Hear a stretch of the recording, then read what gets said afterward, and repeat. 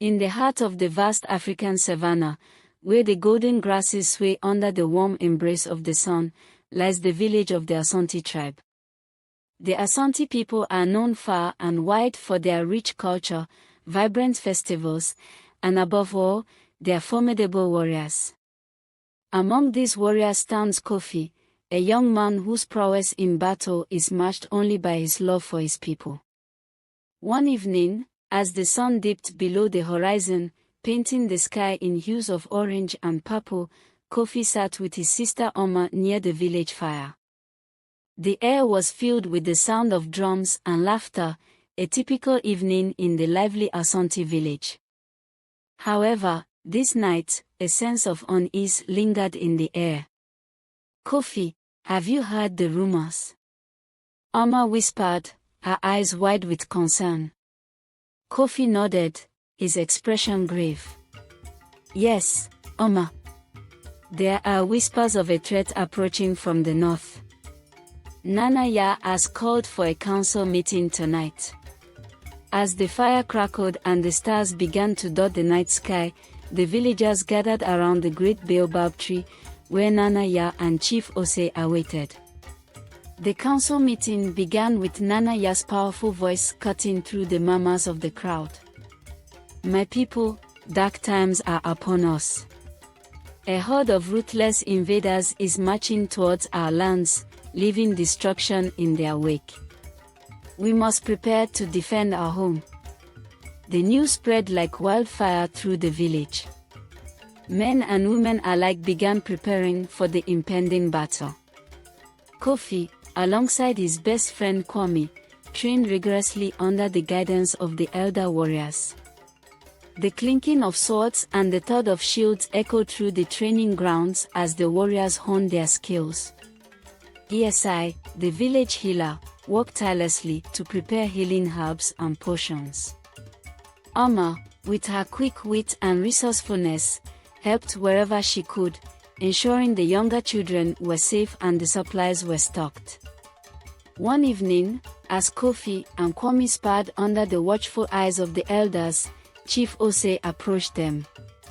"Kofi, Kwame, I have a task for you both," he said, his voice firm but kind. The two friends straightened up, their attention fully on their chief. "I need you to scout the northern borders. Find out how close the invaders are and report back. This mission is of utmost importance." Kofi and Kwame nodded in unison, understanding the gravity of their mission. With swift preparations, they set out into the night, their senses heightened and their hearts filled with determination. The journey to the northern borders was fraught with danger. The thick bush and tall grasses provided cover, but also hid potential threats. Kofi and Kwame moved silently, their eyes scanning the surroundings for any sign of movement. After hours of careful navigation, they reached a vantage point overlooking the northern plains.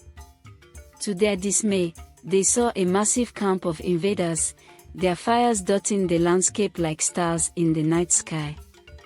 "We must return and warn the village," Kwame whispered, his voice tense.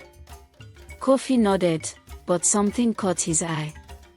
A small group of invaders, heavily armed, were moving towards a hidden path that led directly to the village. "We have to stop them, Kwame. If they find that path, our village will be vulnerable." With stealth and precision, Kofi and Kwame ambushed the group. The clash of steel rang out as they fought fiercely, their training and camaraderie guiding their movements.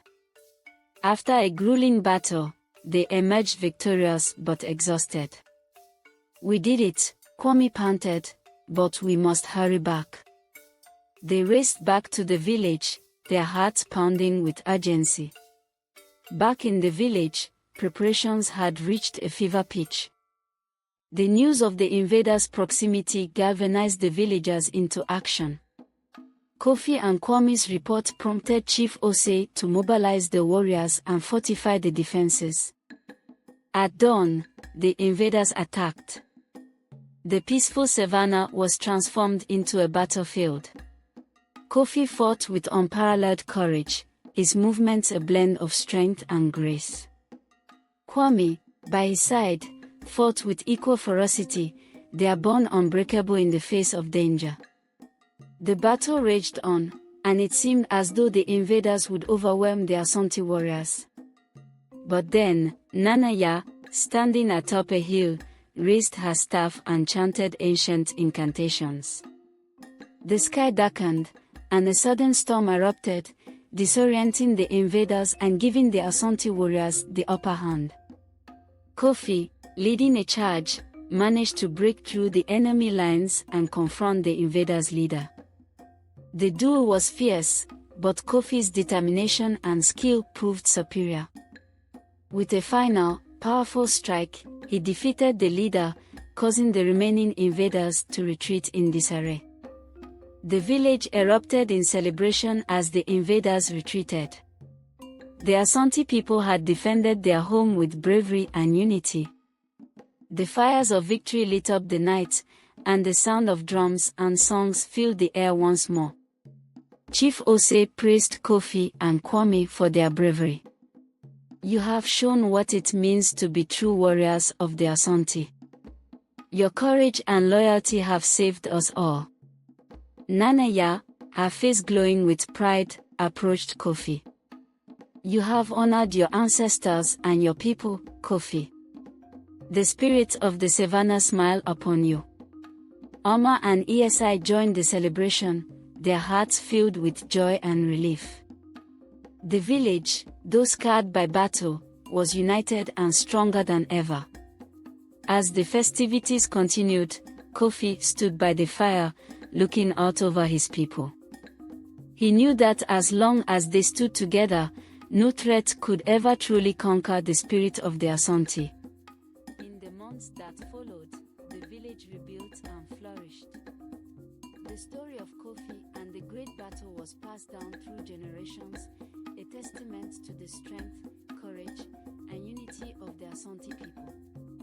And Kofi, the guardian of the savannah, continued to protect and inspire his tribe, his legacy etched into the heart of the land he loved.